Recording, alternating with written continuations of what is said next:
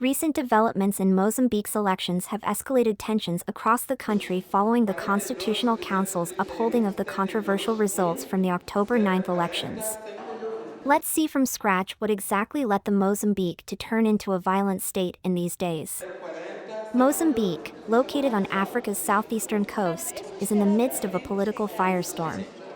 It all started on October 9, 2024, with the general elections. The ruling Frelimo party's candidate, Daniel Chapo, was declared the winner, but almost immediately, accusations of vote rigging began to surface. Presidente da República de Moçambique, o cidadão Daniel Francisco Chapo. 2.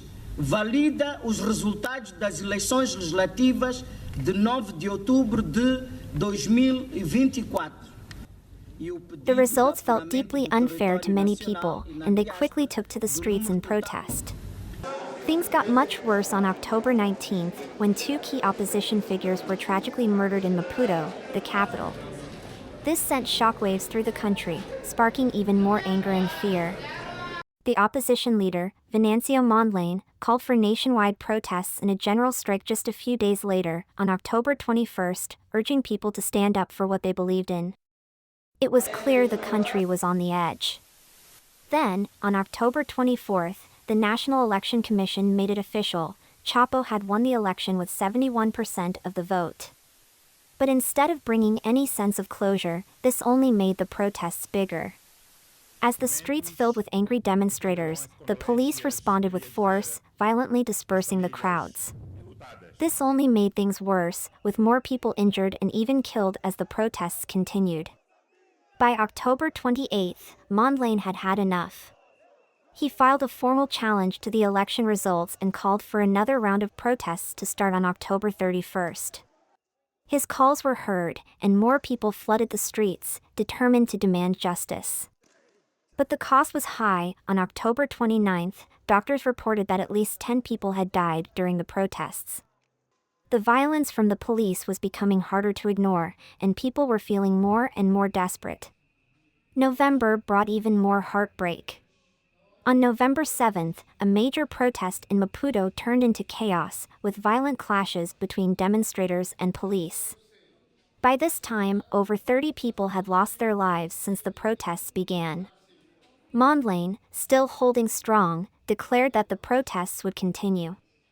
He even said that people had the right to self-defense as the government warned that military intervention might be coming. Tensions were rising to a boiling point. As December arrived, the protests showed no signs of stopping.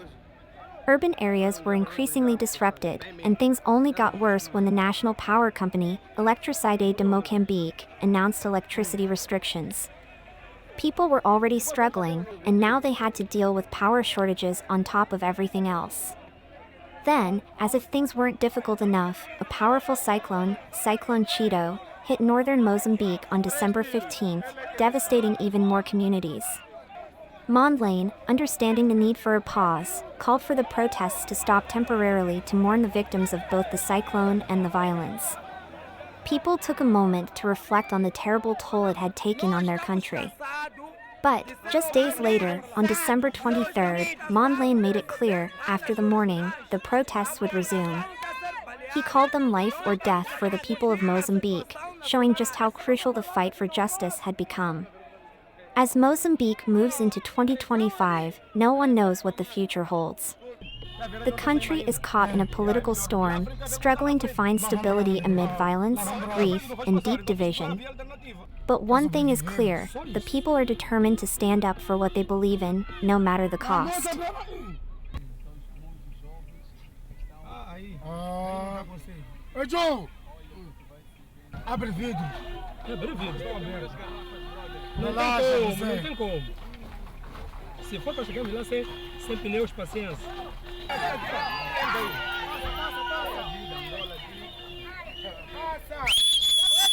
Muito massa, falou, mano.